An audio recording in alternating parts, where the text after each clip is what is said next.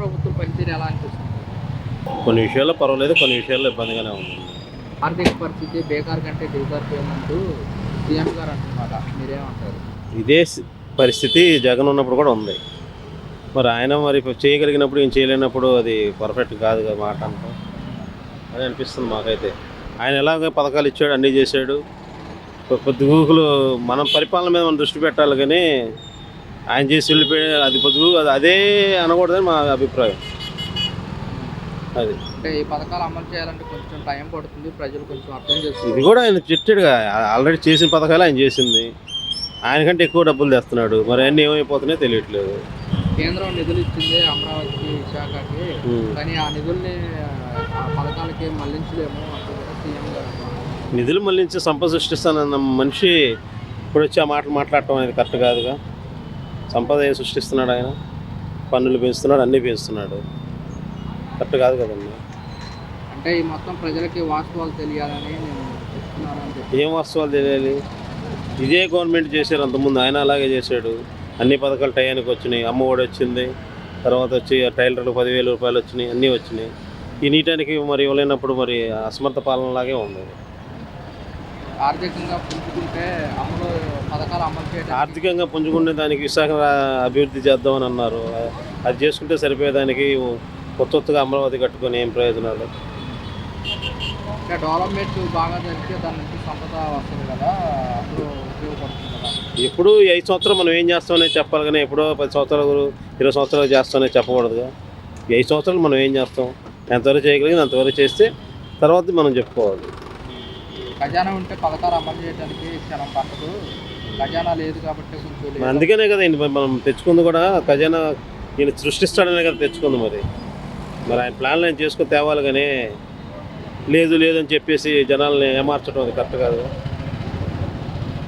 మరి ఇప్పుడు ఇలా చెప్పడం వల్ల, పథకాలు ఇచ్చే గ్యాప్ రావడం వల్ల మరి ప్రభుత్వం మీద వ్యతిరేకత ఏమైనా వచ్చే అవకాశం? వ్యతిరేకత ఉంది కదండి, మరి వ్యతిరేకత ఉందిగా. ఏది చేసినా కానీ ఆయన ఇబ్బంది పెడుతూనే ఉన్నారు ప్రతి విషయంలో.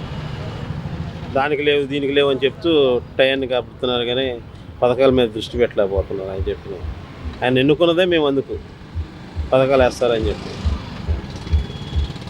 జగన్మోహన్ రెడ్డి కూడా ఎన్నికల ప్రచారాలు చెప్పారు, నేను ఇచ్చిన పథకాలు అంతకు మించి ఇవ్వలేను, అంత దాటలేరు, ఎవరు టచ్ కూడా చేయలేరు, భారీగా ఉన్నాయి అని చెప్పారు. మరి అదే కదా చెప్పింది, చేసింది చెప్పాడు. ఈ చెప్పిందేమో అన్నిటికీ పొద్దుగూకులు జగన్ ముంచి వెళ్ళాడు అంటే మిమ్మల్ని బాగు చేయమనే కదా రాష్ట్రాన్ని మమ్మల్ని ఎన్నుకుంది మేము. జగన్ ఖజానా ఖాళీ చేయడం వల్లే అమలు చేయలేకపోతున్నాము, లేకపోతే అమలు చేసేవాళ్ళని ఖజానా సృష్టి కోసమే కదా చంద్రబాబు గారిని తెచ్చింది మేము. ఇప్పుడు మరి వైఎస్ఆర్ కాంగ్రెస్ పార్టీకి విజయసాయి రెడ్డి ఆయన పార్టీకి అలాగే రాజ్యసభకి రాజీనామా చేసి, అదే వాళ్ళ పార్టీ వ్యవహారాలండి, మనకి అవసరం కాదు. ఆ ప్రజాపాలన మీద మనకు కావాలి. ప్రజలకు ఏం మంచి చేస్తే ఎవరైనా మంచి వాళ్ళే. అది మరి ఇప్పుడు ఇలా పార్టీకి సంబంధించిన నాయకులు మరి ఎమ్మెల్యేలు ఎంపీలు రాజీనామా చేసుకుని వెళ్ళిపోతున్నారు. ఎవరి బలం వాళ్ళదే కాదు.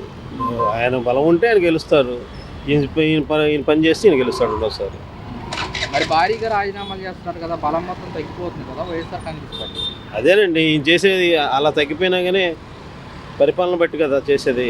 రేపు 5 సంవత్సరాలు ఉండాలి, మళ్ళీ వీళ్ళందరూ అటు వచ్చేవాళ్ళు, అటు ఎన్ని రాజకీయాల్లో సహజమే కదా.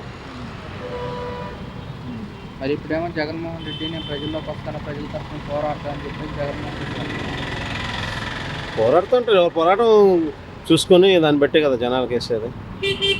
మరి ఇప్పుడు ఇలా ప్రజల్లోకి రావడం వల్ల మరి వైఎస్ఆర్ కాంగ్రెస్ పార్టీ ఏమైనా పుంజుకునే అవకాశం ఉందంటారా?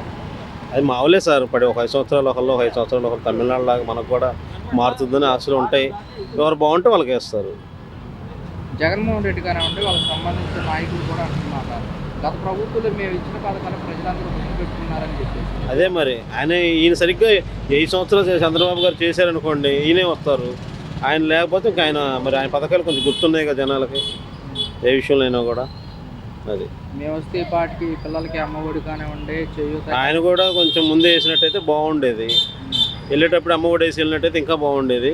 అది వేయలేదు. ఈ సంవత్సరం మాకు పిల్లలకు 2 సంవత్సరాలు ఆ గవర్నమెంట్ అలాగే చేసింది, ఈ గవర్నమెంట్ అలాగే చేసింది. వాళ్ళు అనుకున్న పథకాలు పర్ఫెక్ట్గా చేయగలిగితే ఎవరికైనా బాగుంటుంది. ఆయన కూడా అది కూడా వేసి ఉంటే మనం గెలిచేవాడేమో మొన్న ఎలక్షన్కి వెళ్ళే ముందు. అది